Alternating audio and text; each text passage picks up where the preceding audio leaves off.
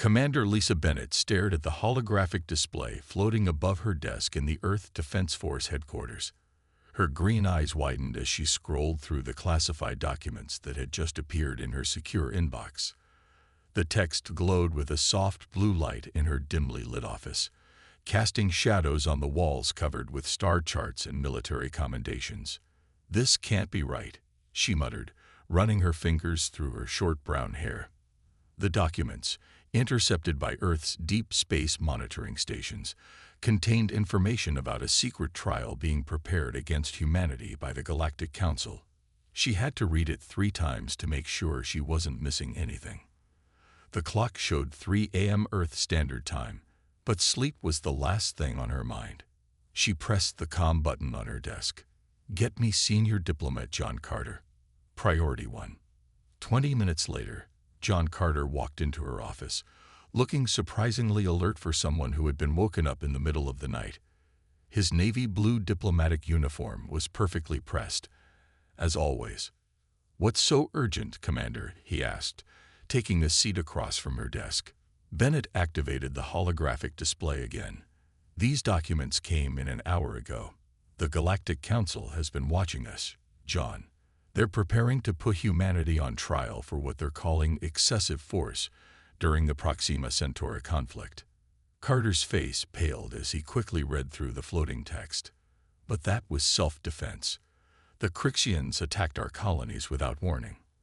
"I know," Bennett replied, standing up to pace the office. "But apparently our response shocked them. They've never seen anything like our tactics before." She pulled up another document, this one showing detailed analysis of Earth's military capabilities. The aliens had been studying everything: their ships, weapons, training methods, and especially their strategy during the 3-month war that had introduced humanity to the wider galaxy. "Look at these notes," she pointed to a particular section. "They seem especially concerned about our use of kinetic weapons and what they call unpredictable battle patterns. Apparently, most galactic civilizations follow strict rules of engagement that we knew nothing about." Carter rubbed his temples. "We defended ourselves the only way we knew how. How were we supposed to know about their rules when they never bothered to contact us peacefully first?" Their discussion was interrupted by a soft chime from Bennett's computer. A new message appeared, marked with the highest priority level. Her hand shook slightly as she opened it. "John," she said quietly, "we have a visitor arriving at Luna Base in 6 hours.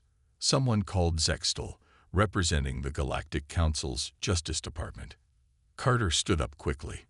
"We need to alert the Security Council and the President. This isn't just a military matter anymore. It's the biggest diplomatic crisis we've faced since first contact." Bennett nodded, already sending out emergency notifications. "Get your team ready. I'll handle the military side of things." The next 6 hours were a blur of activity. As the sun rose over Earth Defense Force headquarters in Colorado, teams of military analysts, diplomats, and legal experts worked frantically to prepare for their unexpected visitor. Luna Base, humanity's primary diplomatic station for extraterrestrial contact, was quickly prepared for the arrival. The standard guard detail was doubled, though they were under strict orders to appear as non-threatening as possible. Commander Bennett watched through the station's external cameras as the alien ship approached. It was beautiful in an alien way, all smooth curves and iridescent surfaces, completely unlike the practical angular designs of Earth ships. The vessel was small, clearly a diplomatic transport rather than anything military. She stood with John Carter and a small welcome party in the station's main docking bay. The airlock cycled, and Zextal entered. The alien diplomat was tall and slender, with silvery skin that seemed to shimmer in the station's lights. 4 arms were folded peacefully across its chest, and its large, dark eyes studied the humans with an unreadable expression. "Representatives of Earth," Zextal spoke, its translation device converting its musical language into clear English.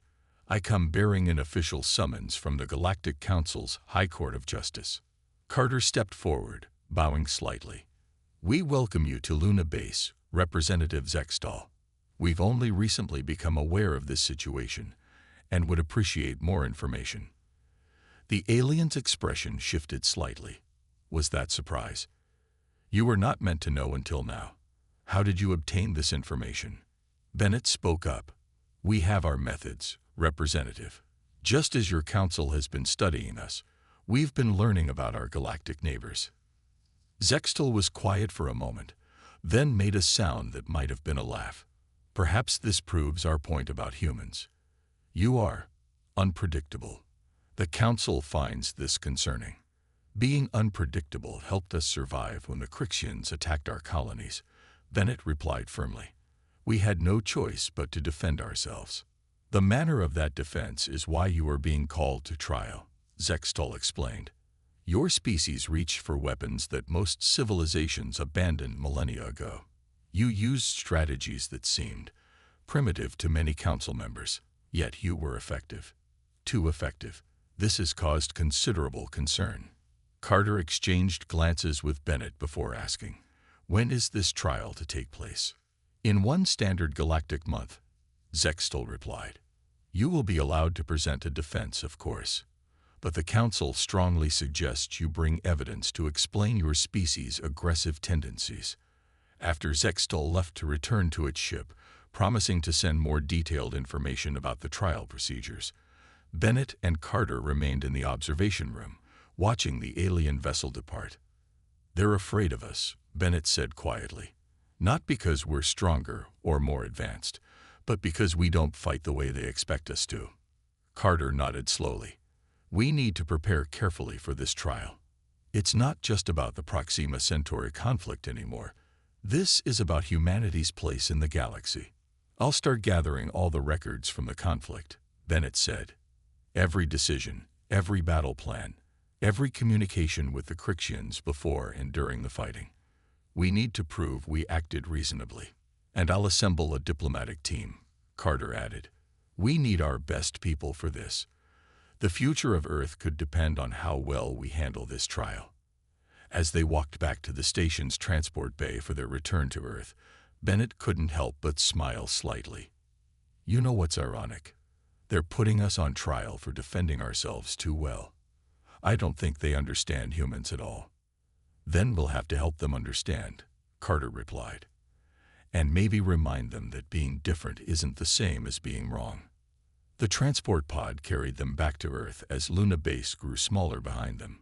Below, the blue planet turned peacefully, its people still mostly unaware that their species was about to face its greatest challenge since joining the galactic community.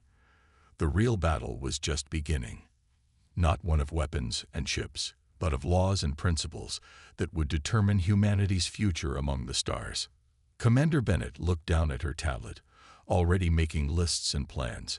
They had 1 month to prepare their defense, and she intended to make every day count. The aliens would learn that humans didn't just fight differently. They pursued justice differently too. And maybe, just maybe, that would turn out to be exactly what the galaxy needed. The Grand Chamber of the Galactic Council's High Court towered above the Earth delegation. Crystal spires stretched up into the purple sky of Centaurus Prime, the neutral world chosen for this historic trial. Dr. Susan Mitchell felt tiny as she took her seat beside Admiral Peter Walsh at the defense table. Look at them all, Walsh whispered, his eyes scanning the circular tiers of alien observers surrounding them. Representatives from over 200 species had gathered to watch humanity stand trial. Their varied forms, some humanoid, others completely alien, filled the chamber with a rainbow of colors and strange sounds.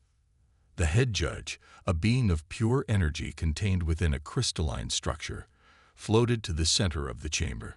This court is now in session, it announced, its thoughts translated into multiple languages simultaneously. The Galactic Council versus the United Earth Government, regarding violations of interstellar combat protocols during the Proxima Centauri conflict. Dr. Mitchell opened her data pad, ready to take notes. As Earth's leading military historian, she had spent the last month studying every detail of the war. Besides her, Admiral Walsh sat straight-backed in his formal uniform, his expression neutral but his hands clasped tightly in his lap. The prosecution rose first. a tall insectoid being named Kizoth, known as one of the Council's most skilled legal minds. Its mandibles clicked as it activated a massive holographic display in the center of the chamber. "Honored judges," Kizoth began, "I will demonstrate how the humans violated our most sacred principles of civilized warfare." Observe their first response to the Crixian advance fleet. The hologram showed Earth ships engaging the Crixian vessels that had attacked the Proxima Centauri colony. Dr. Mitchell watched as the familiar scene played out. Earth's ships using asteroids as cover, launching kinetic weapons, and executing unpredictable maneuvers that confused the Crixian targeting systems. These primitive tactics, Kizoth continued, mandibles twitching in apparent disgust, show a complete disregard for the elegant art of space combat. Notice how they use natural objects as weapons, turning harmless asteroids into deadly projectiles. Murmurs rippled through the gathered aliens. Walsh leaned over to Mitchell. "They're acting like we committed some kind of crime by thinking creatively," he muttered. The prosecution continued, showing more footage of the 3-month conflict. Each human tactic was dissected and criticized. The use of nuclear mines to protect colony approaches, the conversion of civilian ships into improvised carriers, even the way Earth forces had split into smaller units to confuse enemy formations. But most disturbing, Kizoth declared, was their final strategy at the Battle of Proxima B. The hologram showed Earth's decisive victory, where a combination of kinetic strikes and electromagnetic pulses had disabled the entire Crixian fleet without destroying it. "They deliberately aimed to disable rather than destroy," Kizoth said, as if this was somehow worse. "This shows a concerning level of strategic thought that goes beyond simple defense. They didn't just want to win. They wanted to learn from their enemies." Dr. Mitchell couldn't hold back a small smile. The aliens seemed genuinely unnerved by humanity's ability to adapt and improvise. She noticed several council members shifting uncomfortably as they watched the footage.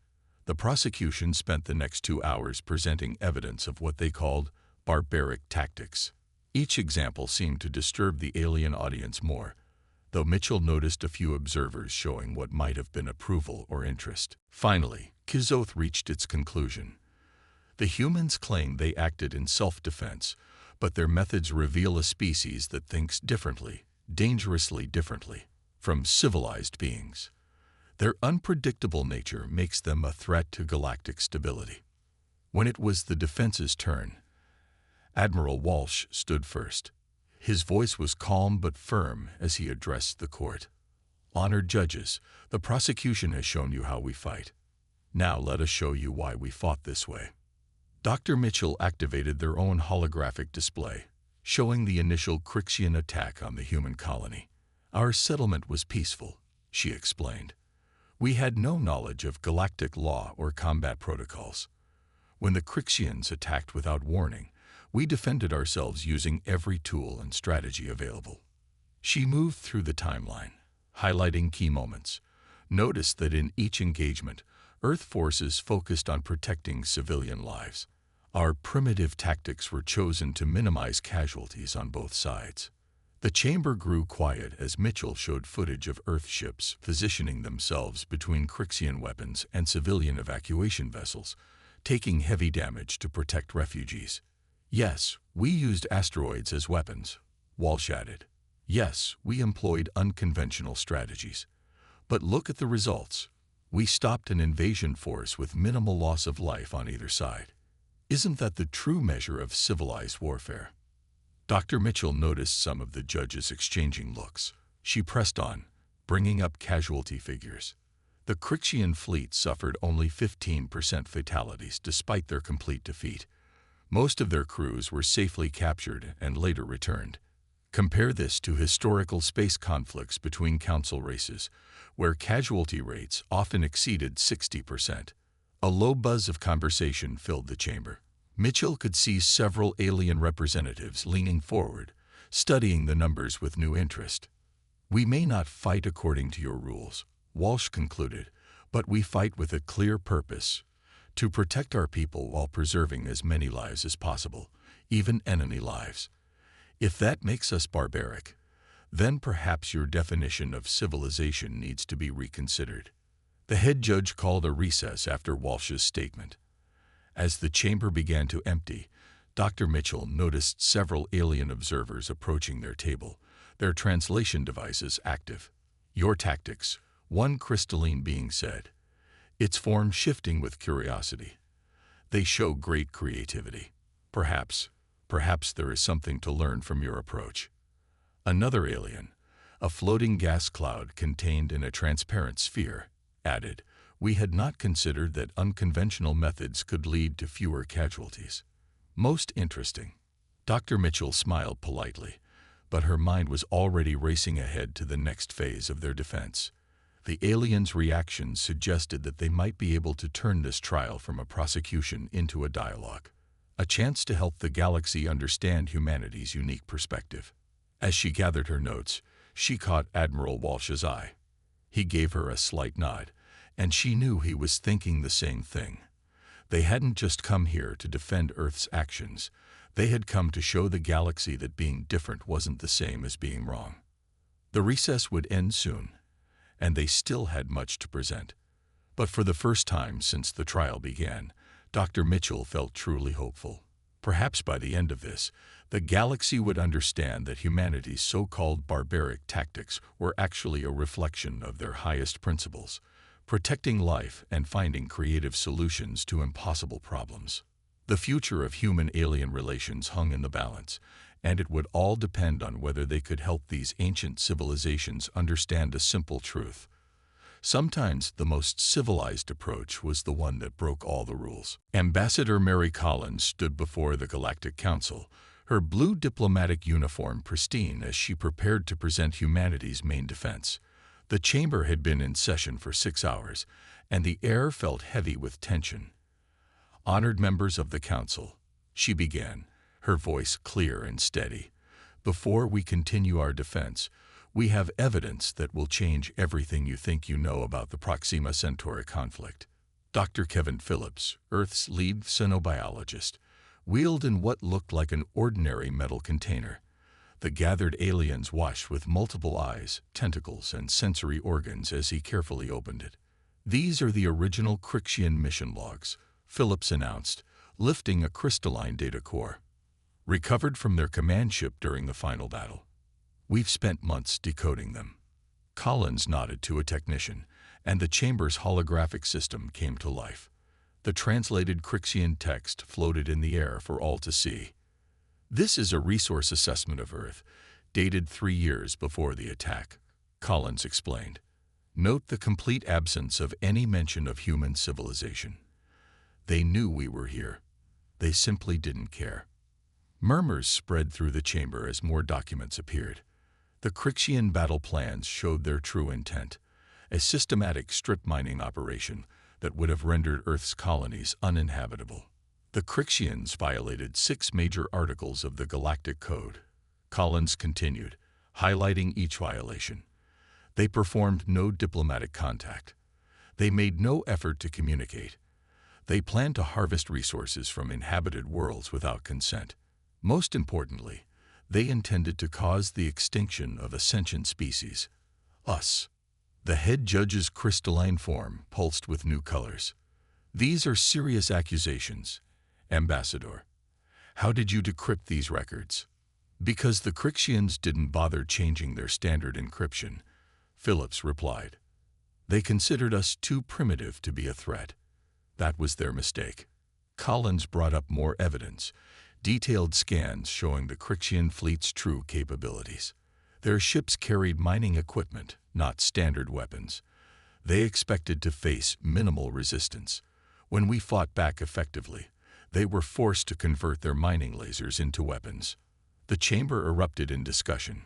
Collins waited patiently until the head judge restored order. "What you call our barbaric tactics," she continued, "were actually carefully planned responses. We had to adapt mining equipment of our own to defend ourselves. We used asteroids because they were the only weapons we had in sufficient quantity. We fought unconventionally because we had no choice." Dr. Phillips stepped forward, adding his expertise.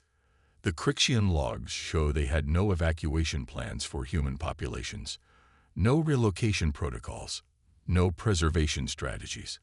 They planned to simply remove us. The prosecution, Kizoth, rose to object. This is manipulation of evidence. The humans are trying to distract from their violations of combat protocols. Combat protocols. Collins's voice rose slightly. We didn't know your protocols existed. The first we learned of galactic civilization was when Crixian ships started bombing our colonies. Should we have asked them politely to wait while we studied proper combat etiquette? Her words brought unexpected sounds of amusement from several alien observers. Even some of the judges seemed to react with what might have been appreciation for the point. Furthermore, Collins pressed her advantage. We have evidence that at least 3 members of the Galactic Council were aware of the Crixians' true intentions, but chose not to intervene. She produced another set of records.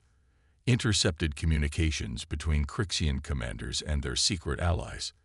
The chamber grew deathly quiet as the implications became clear. We didn't just defend ourselves, Collins stated firmly. We exposed a conspiracy that threatened the very principles this council claims to uphold. The Crixians were testing a new approach to resource acquisition. If they had succeeded with Earth, other younger civilizations would have been next. Dr. Phillips displayed ecological projections showing what would have happened to Earth's colonies if the Crixian plan had succeeded. The devastating images spoke louder than any words. You call our tactics barbaric, Collins concluded, but what's more barbaric? Fighting creatively to defend your people, or standing by while an advanced civilization wipes out a younger one for profit? A new voice spoke up, one of the neutral observers from the Andromedan Alliance. The human makes a valid point. Their methods may have been unconventional, but their cause was just. Another council member, a beam of pure light, added, perhaps we should be questioning why our combat protocols have become more important than preventing genocide. Collins sensed the shift in the chamber's mood. She had one more card to play. We request permission to present a final piece of evidence, a simulation showing what would have happened if we had followed standard galactic combat protocols. The judges conferred briefly before agreeing. Dr. Phillips activated the simulation, showing an alternate version of the conflict. In it, Earth forces fought according to Council rules, with predictable formations, standardized weapons, and traditional tactics. The result was devastating. Without their creative strategies, the colonies fell one by one. Earth itself was rendered uninhabitable by mining operations within 6 months. This is why we fought the way we did, Collins said softly. Not because we're barbaric, but because we chose survival over tradition. We chose to protect not just ourselves, but the very principles of justice that this council claims to represent. The chamber fell silent as her words sank in. Even Kizoth seemed unable to form a rebuttal. The head judge spoke after a long moment. The council will recess to consider this new evidence. But first, Ambassador Collins, a question. If humanity is cleared of these charges, what assurance can you give that your unconventional methods won't destabilize galactic peace? Collins smiled slightly. With respect, Your Honor, we don't want to destabilize anything. We want to join the galactic community, but as equals, not as subjects. Perhaps our different perspective could even help strengthen galactic law, making it more adaptable and just. As the session adjourned, Collins and Phillips gathered their materials. They had done all they could. Now it was up to the council to decide whether humanity's creative defense of their right to exist was a crime or a wake-up call for a civilization that had perhaps grown too rigid in its ways. Do you think we got through to them? Phillips asked quietly. Collins watched the aliens filing out, noting how many were engaged in intense discussions about what they'd heard. I think we did more than that, she replied. I think we made them question their own assumptions. And sometimes, that's the most powerful defense of all. Captain Daniel Howard moved silently through the dimly lit corridors of the Galactic Council's archive section. It was the middle of the station's night cycle, and most of the alien diplomats had retired to their quarters. His security clearance, granted for the trial, allowed him access to the archives, but something about this didn't feel right. Lieutenant Patricia Martinez's message had been urgent. Found something in the database. Need you to verify. Level 3, Section 7. Come alone. He found her bent over a holographic terminal, her face illuminated by streams of alien text. She looked up as he approached, pressing a finger to her lips. You need to see this, she whispered, sliding over to make room. I was cross-referencing weapons signatures from the Proxima conflict when I found these records. Howard leaned in, studying the data. His eyes widened as he recognized what he was seeing. These are weapons transactions between council members and are those Crixian accounts. Martinez nodded grimly. Some of the council races were selling weapons to the Crixians right before they attacked us. Advanced weapons that were supposedly restricted by galactic law. So this trial isn't just about our tactics, Howard muttered. They're trying to cover their tracks. Their quiet research was interrupted by a soft humming sound. Martinez quickly switched off the display as a tall, ethereal being floated past their section. Once it was gone, they breathed easier. Look at these shipping manifests, Martinez continued, pulling up new documents. 3 council members, the Vexcar, the Harmonious Unity, and the Stellar Concordat. They weren't just selling weapons. They were setting up mining operations in our solar system before the Crixians even attacked. Howard felt his blood run cold. They were going to split the profits. Earth was going to be carved up between them. Exactly. But our defense threw them off balance. No one expected us to win, let alone capture intact Crixian ships with their records still aboard. The next few hours were a blur of activity as they dug deeper into the conspiracy. They found communications between council members discussing the human problem and how to deal with emerging civilizations that refuse to follow established patterns.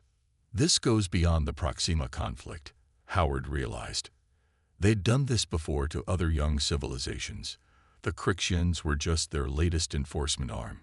Martinez pulled up a star map showing several systems that had gone dark in the past century.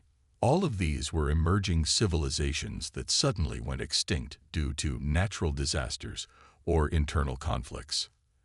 And now they're trying to use galactic law to stop us from defending ourselves, Howard said, because we're the first ones who successfully fought back. A new sound made them both freeze, footsteps coming closer. But these weren't the usual quiet steps of archive workers. These were heavy, deliberate. Security sweep, Martinez whispered. We need to go. They quickly copied the crucial files to their secure tablets and erased their access logs. Just as they slipped into a service corridor, 4 armed guards walked past, their energy weapons humming. We can't take this directly to the court, Howard said as they made their way back to the human quarters. They'll just bury it deeper. Martinez smiled. No, but I know someone who can help. Remember that Andromedan observer who spoke up during the defense? They'd been investigating council corruption for years. They just needed proof. The next morning, as the trial resumed, Howard watched from the observation gallery as their discovery played out. The Andromedan representative, a being of swirling colors named Zara Vex, requested permission to present new evidence. The council chamber erupted in chaos as the weapons transactions and mining plans appeared on the main display. Several council members tried to object, but the evidence was too clear. This trial, Zara Vex announced, is not about human barbarism. It is about certain council members attempting to hide their own crimes against galactic law. Howard watched as the corrupt council members tried to defend themselves, but their carefully constructed plan was falling apart. More neutral observers began speaking up, demanding investigations into past incidents with other civilizations. Lieutenant Martinez appeared beside him in the gallery. Think they'll drop the charges against Earth? They'll have to, Howard replied. Otherwise, they'll have to explain why following galactic law means letting corrupt council members decide which civilizations get to survive. The head judge was calling for order, but the damage was done. The trial had transformed from a prosecution of humanity into an exposure of deep-rooted corruption in the Galactic Council itself. "You know what the funny thing is," Martinez said quietly. "They called us barbaric for fighting creatively, but they were the ones breaking their own laws for profit." Howard nodded. "Maybe that's why they found us so threatening. We don't just think outside their box. We question why the box exists in the first place." Below them, the chamber was in an uproar as more evidence came to light. The conspiracy had protected itself for centuries behind a shield of galactic law, but it had never faced anything like humanity before. "Should we tell them we have more files?" Martinez asked with a slight smile. "Let's hold on to those for now," Howard replied. "Something tells me we're going to need bargaining chips when it comes time to negotiate Earth's new position in the galaxy." They watched as the trial turned into something much bigger, a moment of reckoning for a system that had lost its way. Earth's creative defense of its colonies had unexpectedly sparked a revolution in galactic justice. "You know what this means, don't you?" Howard said. "Once the dust settles, they'll have to rewrite a lot of those combat protocols they were so worried about." Martinez laughed softly. "Maybe they'll even ask for our input. After all, we're the experts at thinking differently." As the chamber below them continued its transformation from a court into a forum for reform, Howard couldn't help but feel proud. Humanity had done more than just defend itself. It had forced the galaxy to confront its own failings. And maybe, just maybe, that would make the stars a little safer for the next emerging civilization that dared to be different. The final day of the trial dawned on Centaurus Prime, its purple sky clearer than it had been in weeks.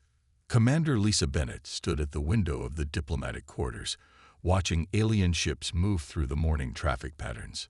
The chamber was packed beyond capacity when the proceedings began. News of the conspiracy had spread through the galaxy, drawing observers from even the most distant sectors. The head judge's crystalline form pulsed with solemn colors as it called the session to order. After reviewing all evidence presented, the judge began. "This court has reached several conclusions. First, regarding the charges against humanity." The chamber fell silent. Bennett felt John Carter squeeze her arm gently as they waited. "The actions of Earth's military forces during the Proxima Centauri conflict are hereby deemed justified under Article 47 of Galactic Law, the right to self-preservation. While their methods were unconventional, they acted with appropriate restraint given the circumstances." A low murmur spread through the chamber. The judge raised a glowing appendage for silence. "Furthermore, the evidence of conspiracy among certain council members cannot be ignored. This court hereby orders the immediate suspension of the Vexcar, Harmonious Unity, and Stellar Concordat from the council pending full investigation." The implicated council members erupted in protests, but security fields quickly contained them. Bennett watched as their representatives were escorted from the chamber.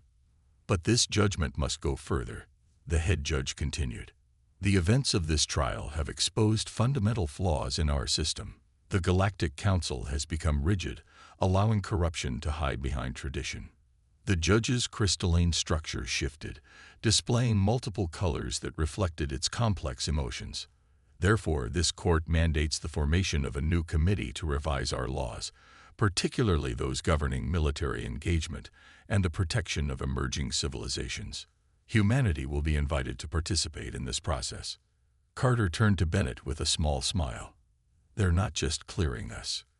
They're asking for our help." The judge wasn't finished. "Additionally, Earth's status in the galactic community must be addressed. Given their demonstrated commitment to justice and their unique perspective on conflict resolution, we hereby grant humanity full member status with special advisory privileges." Bennett felt a wave of relief wash over her. They had done more than win their case. They had earned respect. The next few hours were a blur of activity as the implications of the judgment became clear.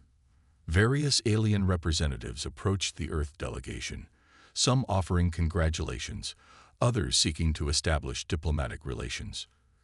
"Commander Bennett," a voice called.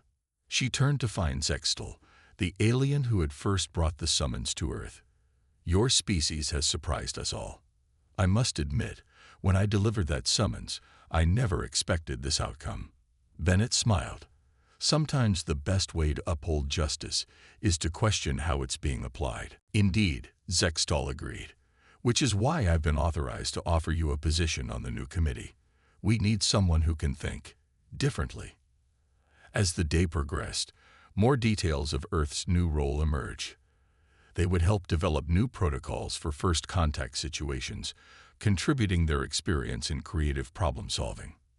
Their military tactics, once deemed barbaric, would be studied for their effectiveness in minimizing casualties. It's ironic, Carter said as they prepared to return to Earth.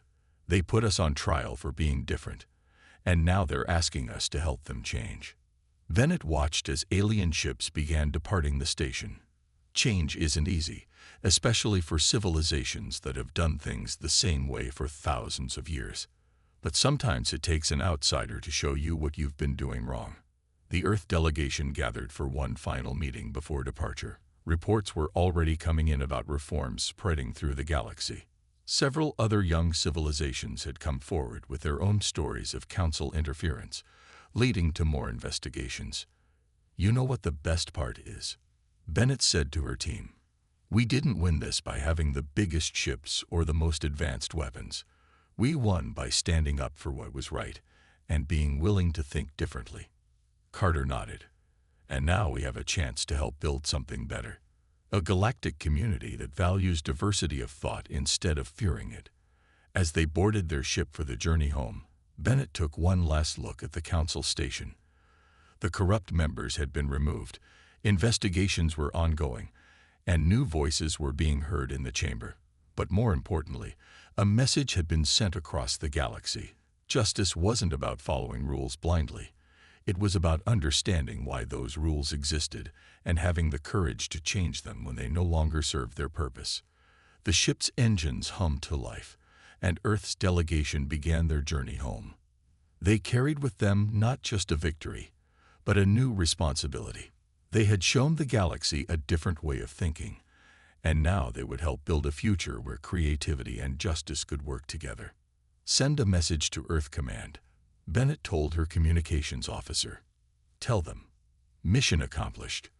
The galaxy is changing, and humanity will help guide that change.